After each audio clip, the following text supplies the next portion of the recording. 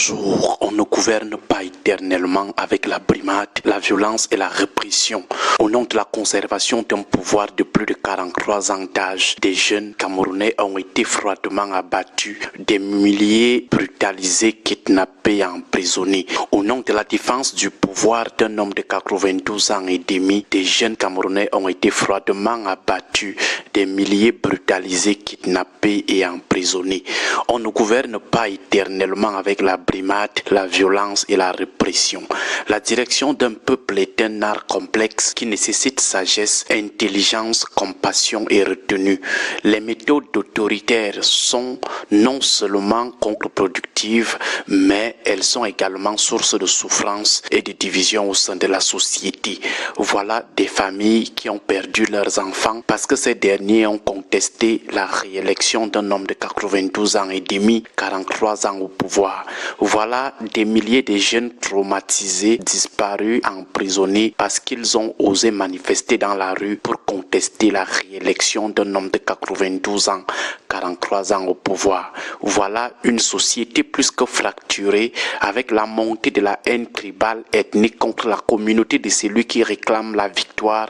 Voilà des vidéos de dénigrement de la religion de celui qui réclame la victoire. Les conséquences de la gestion dictatoriale de son peuple sont toujours tôt ou tard dévastatrices. C'est le propre des régimes durs. Ça se termine toujours mal. Ça se termine toujours par des bains de sang. Plus de 8000 morts dans le cadre de la crise de Boko Haram, plus de 6000 morts dans le cadre de la crise anglophone, contestation post-électorale en moins de 2 jours, des dizaines de morts.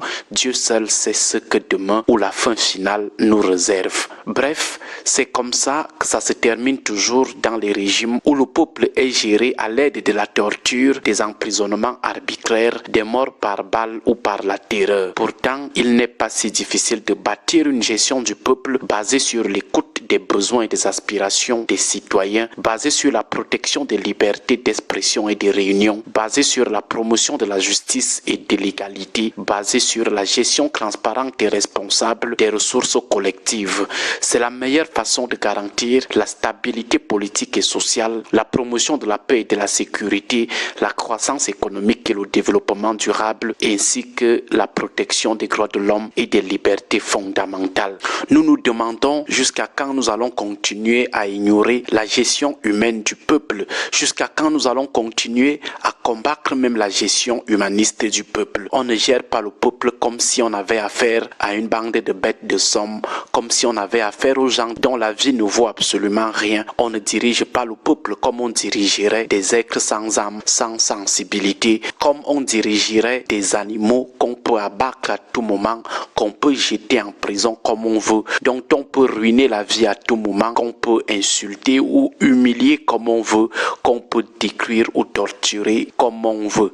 On ne dirige pas son peuple comme ça. La fin de cette approche de gouvernance est toujours très dangereuse. La fin est toujours très douloureuse.